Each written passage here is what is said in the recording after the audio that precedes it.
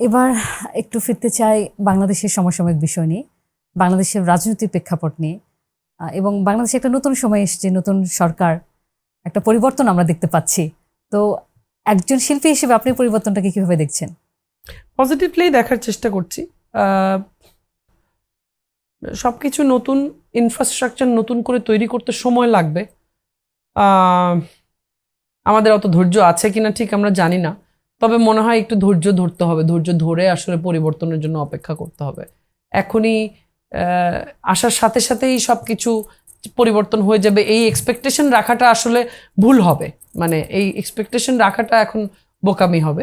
কিন্তু আমার মনে হয় মানে যেহেতু মানে কাঠামোগতভাবে পরিবর্তন দরকার আসলে আমাদের সব জায়গায়, মানে কাঠামোটাই হয়ে গেছে মানে সব একটু নড়বড়ে, মানে দখলদারদের আর কি, যারা আসলে মানে রাজনীতি তো আসলে রাজনীতি মানে রাজ্যের জন্য যেই নীতি নির্ধারক রাজ্যের ভালোর জন্য করতে হয়, কিন্তু রাজনীতি তো একটা পর্যায়ে আসলে রাজ দরবার কেন্দ্রিক বা রাজপ্রাসাদ কেন্দ্রিক হয়ে গেছে। যে আসলে রাজপ্রাসাদে থাকবে, রাজনীতি ওই রাজপ্রাসাদ কেন্দ্রিক। আসলে রাজ্যের জন্য বা দেশের মানুষের জন্য কতখানি রাজনীতি মানুষ করে, এই ব্যাপারে আমার যথেষ্ট প্রশ্ন আছে।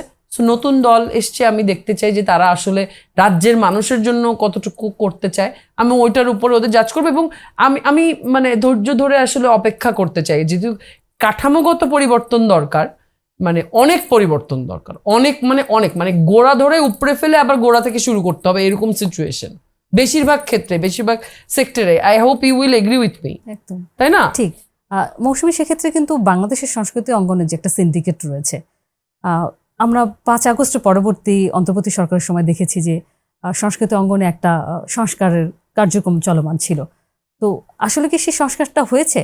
আমি এখনো পর্যন্ত আমি ওইভাবে কোনো সংস্কার চোখে পড়েনি আমার। সিন্ডিকেট কি ভেঙেছে কিনা? I don't think so. তার মানে সাংস্কৃতিক অঙ্গনে যে সমস্যাগুলো ছিল সেগুলো এখনো রয়েছে, পরিবর্তনের যে কথা আমরা বলছি, সংস্কারের কথা যেগুলো বলছি, সেগুলো এখনো না, বা আপনারা পাচ্ছেন না শিল্পী সমাজ? আমি পাচ্ছি না, অন্যদের কথা আমি জানি না।